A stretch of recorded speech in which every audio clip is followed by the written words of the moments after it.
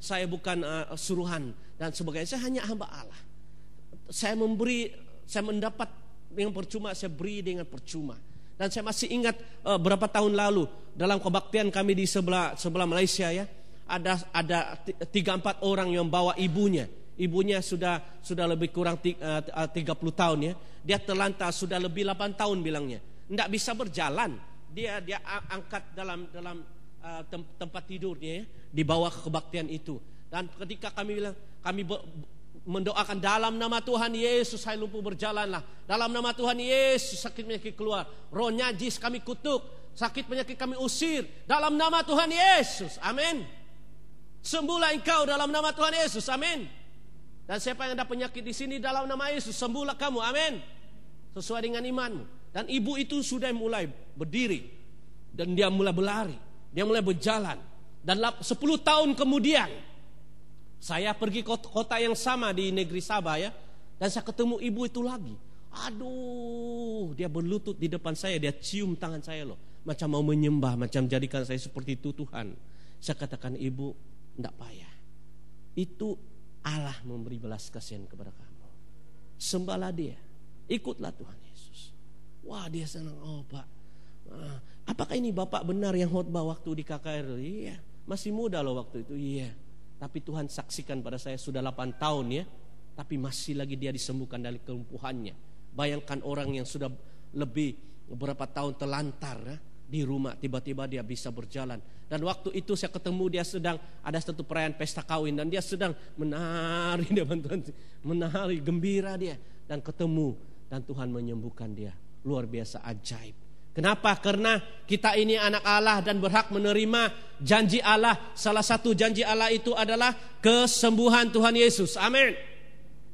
Kesembuhan itu milik kamu. Sebab 2000 tahun yang lalu penyakitmu itu sudah ditebus. 2000 tahun yang lalu penyakitmu itu sudah dibayar. Engkau menjadi anak-anak Allah.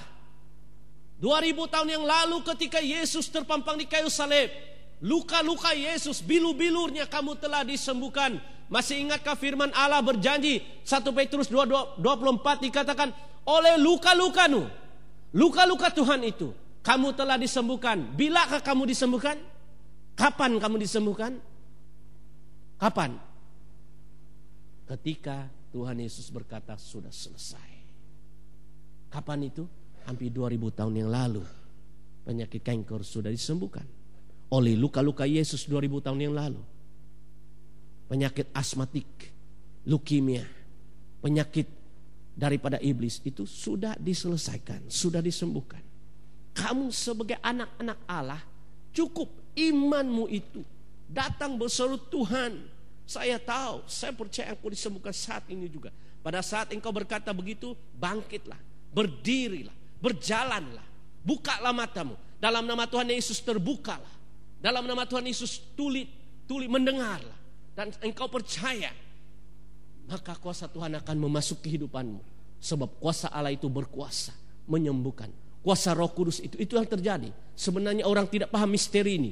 Ketika Yesus berjalan kelana keliling mengajak orang memberitakan Injil, melepaskan orang daripada ikatan roh jahat. Orang ingat, wah, orang ini memang anak Allah. Tetapi sebenarnya rahasia Tuhan Yesus itu adalah pribadi Roh Allah. Roh Allah ada padaku sebab dia mengurapi aku untuk memberitakan Injil. Dan oleh Roh Allah itulah yang telah membangkitkan Yesus dari kematian. Dan Roh Kudus yang sama yang mengalir dalam diri kita hari Pentakosta dicurahkan, diberikan kepada kita. Roh Allah itu adalah roh yang sama.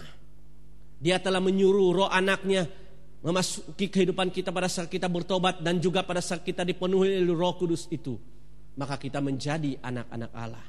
Nah, maksud saya tema khotbah hari ini adalah untuk mengajar pada saudara bahwa Allah itu dekat kepadamu. Allah itu begitu dekat, tidak jauh. Bahkan di dalam hatimu, bahkan di dalam mulutmu. Bahwa jika engkau mengaku Allah itu Tuhanmu, penyembuhmu, maka janji-janji Allah adalah milikmu. Katakan sekali lagi, aku anak Allah. Dengan kuat, aku anak Allah.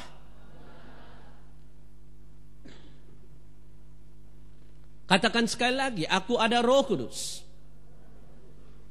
Aku ada Roh Kudus. Aku ada kuasa Allah.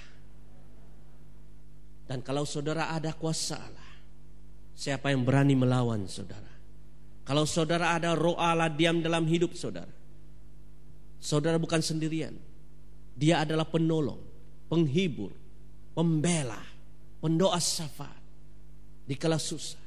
Ketika roh Allah turun ke atas Yesus, dia dipimpin oleh roh Allah ke padang gurun. Dia berpuasa 40 hari 40 malam. Dia dipimpin oleh roh Allah ke sana. Sehingga apabila iblis datang menggoda, penolong penghibur itu ada di sana menyertai kita. Ya. Tadi ini sebentar saya berpikir bahwa kami ingin mendoakan orang sakit, tetapi hari ini saya tidak dipimpin sampai ke situ sebab pagi tadi tidak cukup masa. Tapi besok malam ada KKR ya. Ada KKR itu khas untuk kesembuhan ilahi. Saya ingin mendoakan. Saya butuh masa. Tadi saya nampak ada orang yang lumpuh ya. Dan ada orang yang butuh 10 menit, 20 menit untuk didoakan. Tapi tidak cukup sebab sebentar kita ada kebaktian lagi petang malam. Dan kita juga ada perjamuan kudus. Maka hari ini saya hanya cukup memberikan saudara warming up tentang kekuasaan Allah, tentang kekuasaan Roh Kudus dan pekerjaan Roh Kudus. Tapi saya minta dengan hormatnya, kalau saudara betul-betul membutuhkan kesembuhan Tuhan, besok malam ya, jam berapa itu Pak? Ya, jam 6.30 datang, bawa mereka yang sakit, kita akan doakan dan kita melihat. Ya tadi kita mendoakan pun itu masa tidak cukup, ada lebih dari 10 orang tadi, tapi Tuhan sudah menyembuhkan. Ada yang sudah lancar kakinya, dia bilang, ada bapak itu bilangnya, ini sudah bertahun-tahun ini kaki saya sakit di sini ya, kayak reumatik dan saya lihat bapak itu tadi dia sudah mulai berjalan dan berlari bersama saya dan itu puji Tuhan, haleluya. Mari kita beri kemuliaan, tepuk tangan untuk Tuhan ya. Bahwa Allah itu menyembuhkan kita. Bahwa Allah itu menyembuhkan kita. Nah, kesaksian terakhir bagi saya tidak sempat bersaksi pagi tadi. Kami tahun 2007 ya, 2007. Istri saya yang cantik dan saya kasih ini. Tiba-tiba dia ini suka menghias rumah lah begitu ya.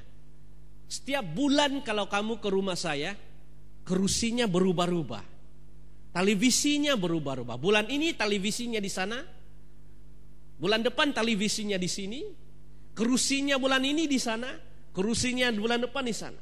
Dan dia seorang yang ya ada campuran orang Australia ya, nenek-neneknya itu jadi besar.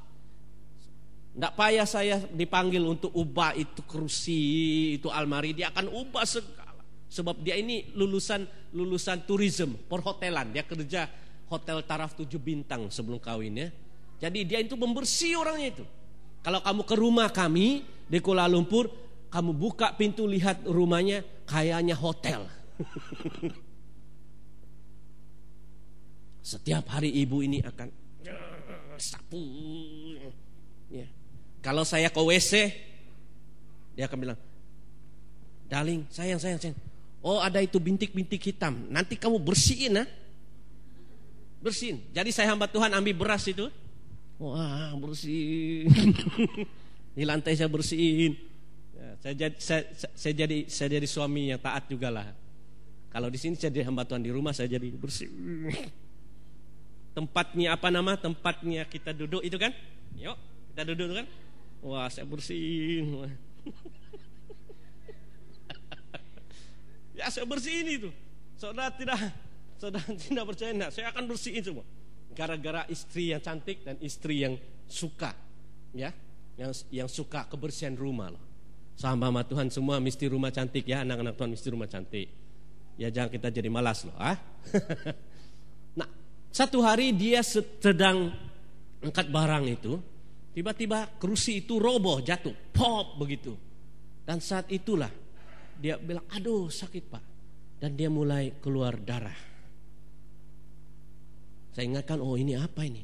Darah, keluar, tidak henti-henti. Satu hari, keluar terus. Dan di katil kami itu kena letak, itu